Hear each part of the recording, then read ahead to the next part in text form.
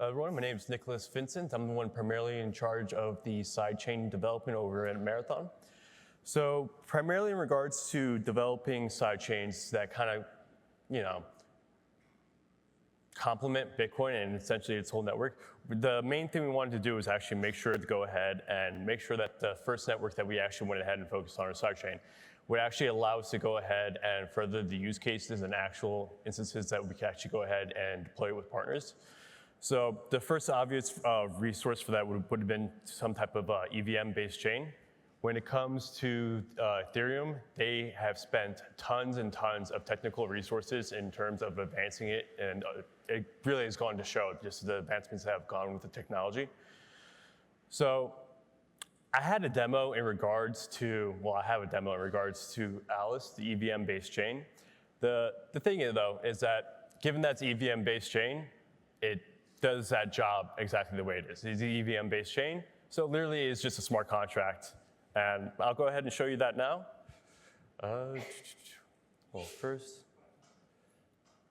So when it comes to Alys, the way it differs primarily from other EVM-based sidechains is that the native asset itself is Bitcoin. So in the same way that in the demo that was being shown previously, how you can go ahead and actually peg in Bitcoin into the coordinate sidechain, this allows you to actually go ahead and have the base token for the EVM chain be Bitcoin. So in the same way that you can go ahead and actually peg in Bitcoin to use it within EVM, you can also peg out Bitcoin through an EVM chain. So essentially you would be able to go ahead, create a smart contract that would allow you to go ahead, utilize some type of the EVM to do the whole smart contract, Turing complete smart contracts and everything like that. That will allow you to go ahead and do some type of non-interactive deployment, and then allow you to have the actual underlying asset be returned back to the user in Bitcoin through their Bitcoin wallet itself.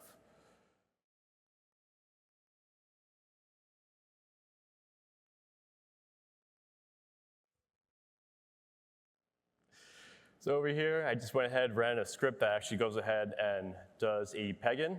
I'm doing this currently on the local reg test version because I do not trust the internet here. But yep, so I already went ahead, pegged in 30 over there.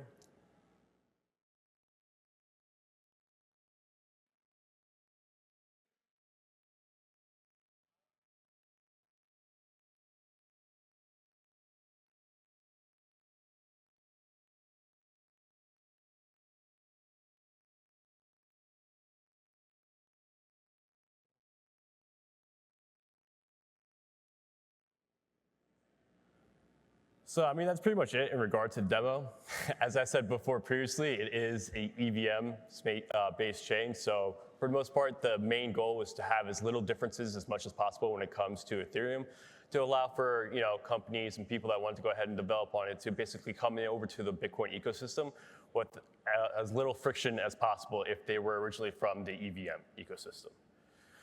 So given that Alys is the first sidechain, the main thing is that we're going to primarily try to keep it on a more up-to-par spec with the current Ethereum, with all the current advancements that they have been doing.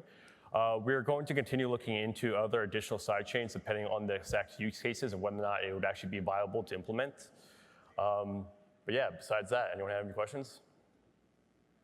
What's the difference between Alys and Rootstock? So the main difference, I guess is really the most important difference, is that when it comes to Rootstock, the root token isn't Bitcoin, as Mike said earlier today. So in Alys, the root underlying protocol token is the Bitcoin pegged asset. So in the same way that you're able to peg in Bitcoin, utilize it as the base currency to pay for gas, send to various different users and whatnot, you can go ahead and actually peg out Bitcoin to a given Bitcoin address after utilizing the functionality of Solidity.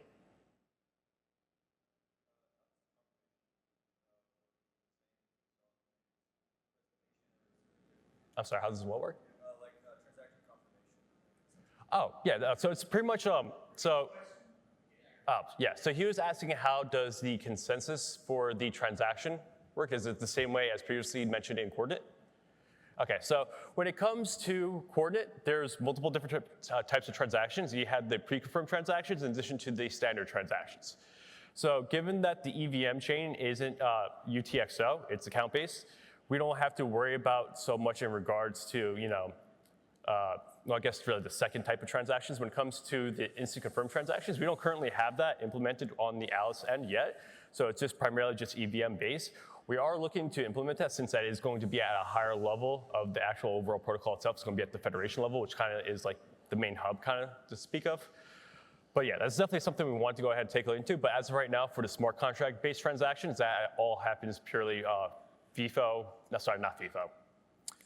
Based on the gas price, just standard from Ethereum. Any other questions?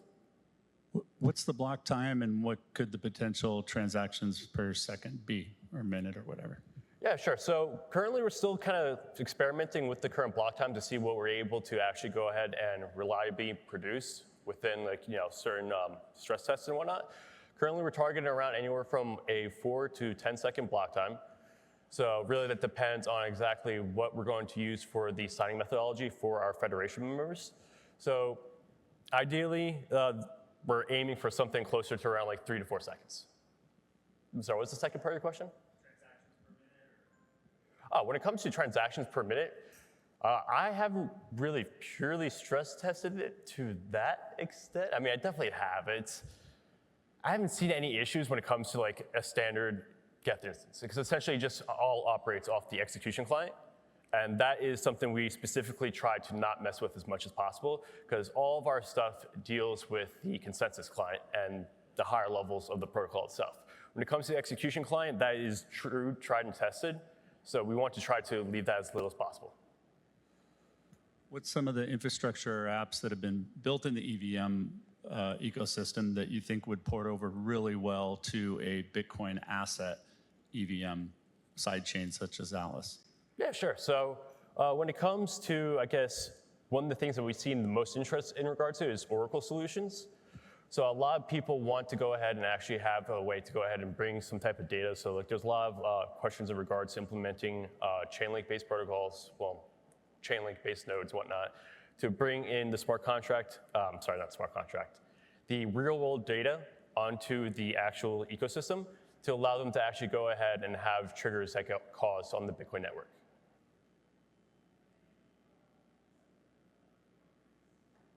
Any other questions?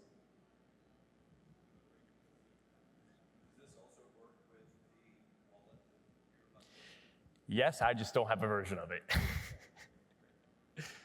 I believe it should be coming on the Chrome Web Store pretty soon.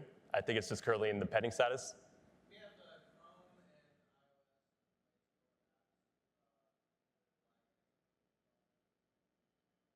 if you need a tester.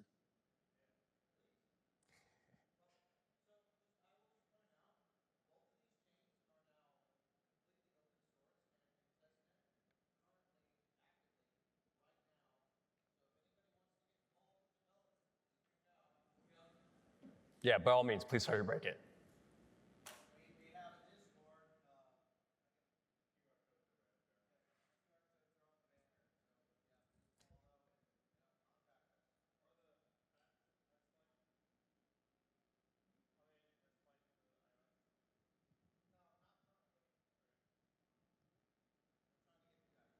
we have a Discord. No worries, I get it. Hogging up the mic. So you're saying that the next level of implementation, like the question the gentleman asked earlier, is Oracle networks feeding in data for live decision making within a smart contract, enabling a thing like an Aave to take in price data and have updates on interest rates based on demand and liquidity availability. Do you have like an idea of what the implementation will be after you have, say, a Chainlink node system that feeds in that data? Sorry. So primarily in regards to what we were talking about before was the main applications that we have other people have shown interest in trying to go ahead and develop. So when it comes to the whole like dealing with the whole Oracle solution and whatnot, like that's not going to be our primary goal. Like our primary goal is to make sure that we have the proper environment to allow people to port over the pre-existing tools that exist on Ethereum, such as something like what the hell is that? Okay, so you have Chainlink, and then you also have, I forgot what other is, but it's like this other pricing Oracle protocol. UMA. So something like UMA, like other pre-existing solutions from the Ethereum, and easily port it over to our ecosystem without any type of friction whatsoever. This way, for people that have these unique unique problems that they want to go ahead and solve on Bitcoin, they'll not have the capabilities to go ahead and do that. So I'll go ahead and add on, because Nick's an engineer in the engineering team. We have a whole another team on app development for use cases and reaching out in biz dev regarding actually running stuff on the chain.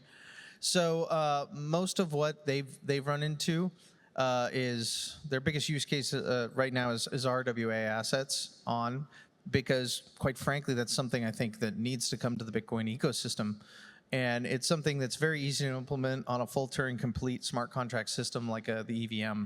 So but one of the bigger problems that we have with these other currencies like Ethereum trying to offer them is their regulatory status is unclear.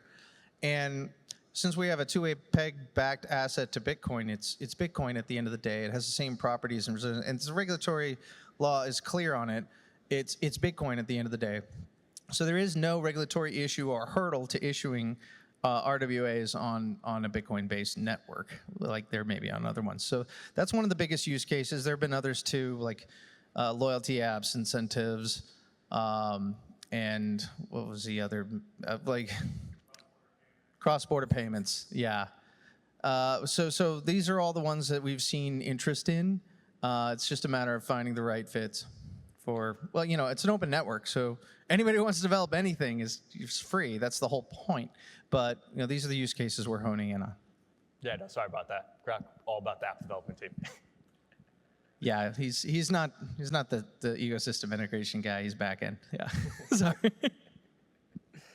Any other questions? Well, I thank you very much. Y'all have a wonderful day.